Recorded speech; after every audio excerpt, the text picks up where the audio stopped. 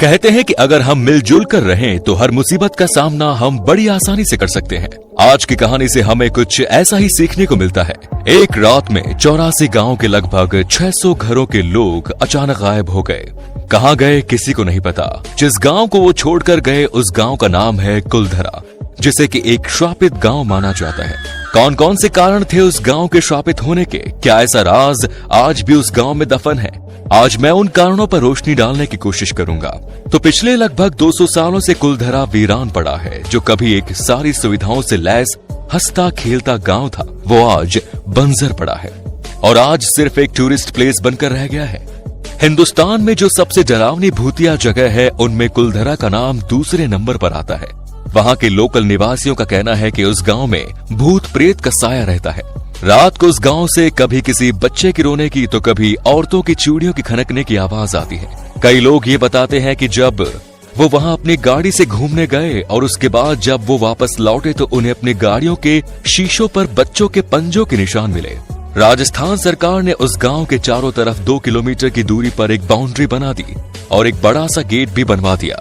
आप कोई भी वहां के दिन में तो घूमने जा सकता है, पर सूरज ढलते ही आपको वहां से जाने के लिए कह दिया जाएगा।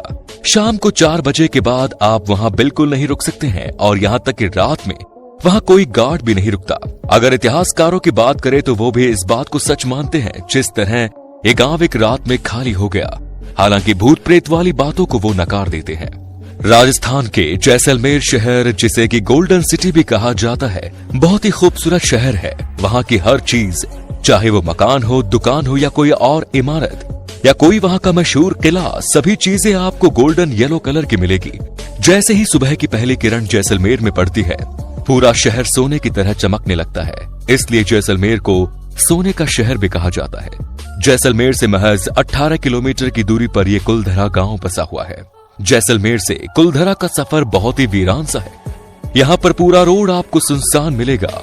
आपको बड़ी ही मुश्किल से 6 किलोमीटर बाद आपकी गाड़ी के अलावा कोई और दूसरी गाड़ी दिखेगी। जब आप वहां पहुंचेंगे तो गेट से एंट्री करते ही आपको कुछ अजीब सा महसूस होगा। ऐसा लगेगा कि जैसे कि मानो किसी दूसरी दुनिया में आ गए हो और अचानक से तापमान में गिरावट आने लगेगी।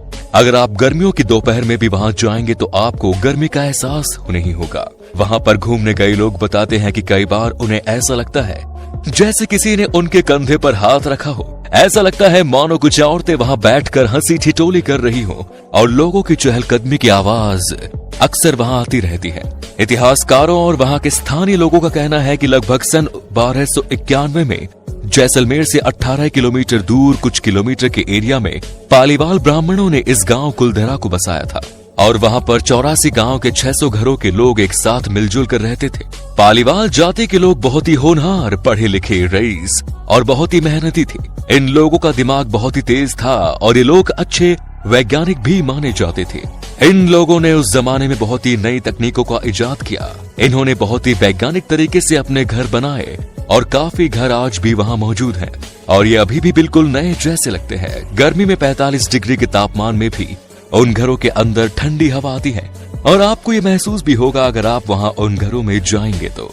पालीवाल लोगों का मेन पेशा जानवरों को पालना और खेती करना था। पालीवालों ने एक ऐसी तकनीक इजाद की थी कि बारिश का पानी रेत में गुम नहीं होता था, बल्कि ये एक साथ गहराई पर जमा हो जाता था, जिसकी वजह से बहथार जैसे वीरान रेगिस्तान में भी फसल उगाने में कामयाब हुए। वो भी कोई मामूली फसल नहीं बल्कि उम्दा किस्म की फसलें।